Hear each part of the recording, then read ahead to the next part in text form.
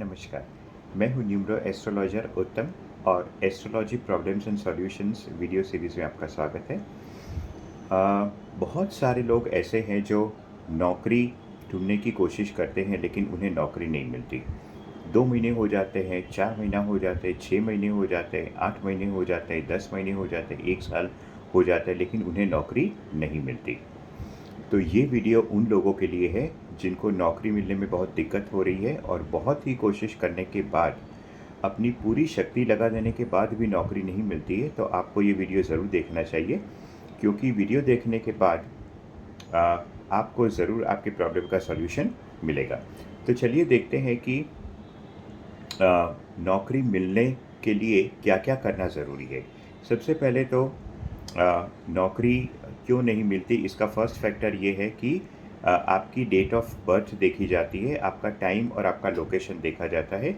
यानी कि वैदिक ज्योतिष के आधार पे ये तीनों चीज़ें जांची जाती है और इसके आधार पे ये पता चलता है कि भाई आपकी जन्म कुंडली देखने के बाद कि लग्न कहाँ पे है, ग्रह पोजीशंस कहाँ पे है, भाव कौन सा है, दशा कौन सी है वगैरह। तो ये सब एस्ट्रोलॉजिकली चेक किया जाता है। सेकंड पॉइंट जो है किस वजह से नौकरी नहीं मिलती है, वो है कि स्ट्रेस।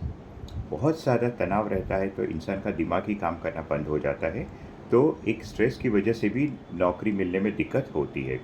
तीसरा फैक्टर ये है कि भाई अभी ये एस्ट्रोलॉजिकल रीजंस हम लोग को पता चल गया कि मान लीजिए कि कोई एक ग्रह है या फिर ग्रहों का कॉम्बिनेशन है, उसमें कोई प्रॉब्लम हो रही है, तो फिर उसका क्या समाधान। तो उसके लिए हम लोग रिचुअल्स करवाते हैं, वो है मंत्र। अब सिर्फ इन्हीं फैक्टर्स के कारण नौकरी नहीं मिलती ऐसा नहीं है। हमारे पिछले जन्मों के कुछ कर्म ऐसे होते हैं जिसकी वजह से हमें बाधा आती है, तो वो बाधा दूर करने के लिए हमें डोनेशन करना भी आवश्यक हो जाता है। अब हम लोग ये देखते हैं कि प्रैक्टिकली अगर हम लोग देखा जाए तो प्रैक्टिकली कौन सी मुसीबतों की वजह से एक लड़का या लड़की को नौकरी नहीं मिलती है। तो मेरे यहाँ बहुत सारे ऐसे क्लाइंट्स आते हैं और मैंने देखा हुआ है कि उन्होंने अपना जो सीवी यानी कि जो बायोडेटा बनाया हुआ है, वो बिल्कुल ही समझ लीजिए कि अप्रोप्रिएट नहीं था। और 21वीं शताब्दी में जो बायोडेटा होना चाहिए, उनका बायोडेटा ऐसे लगता था कि जैसे 19वीं सदी का बायोडेटा उन्होंने बना के रखा हुआ है।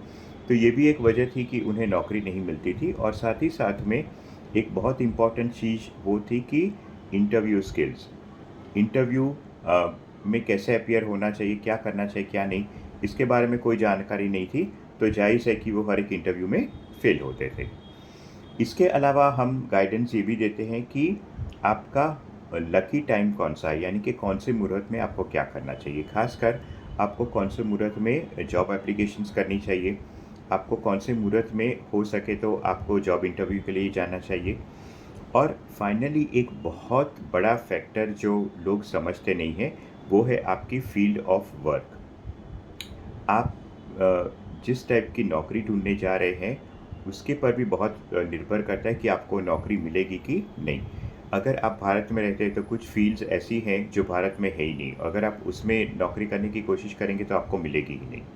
ठीक है, तो वो भी ध्यान रखना बहुत ज़रूरी है। मेरे पास ऐसे बहुत क्लाइंट्स आते हैं जो ऐसी फील्ड्स में उन्होंने पढ़ाई की है कि जिनका कोई भारत में स्कोप ही नहीं है, कोई ज़रूरत ही नहीं है। तो मैं उन्हें जॉब्स चेंज करने के लिए कहता हूँ, नई तरीके से नई फील्ड में पढ़ाई करने के लिए कहता हूँ और फिर उन्हें जॉब ढूंढने की सलाह देता हूँ, तो उन्हें जॉब्स मिल जाती है।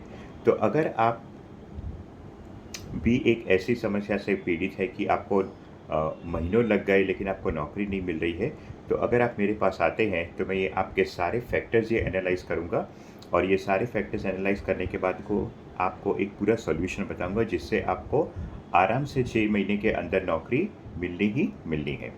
तो इस समस्या को दूर करने के लिए आप मुझसे किसी भी दिन सोमवार से लेके शनिवार के बीच शाम को 4 से 9 के बीच और मुझे संपर्क कर सकते हैं। और मुझे कॉन्टैक्ट नंबर है मेरा 9920655464। नमस्कार।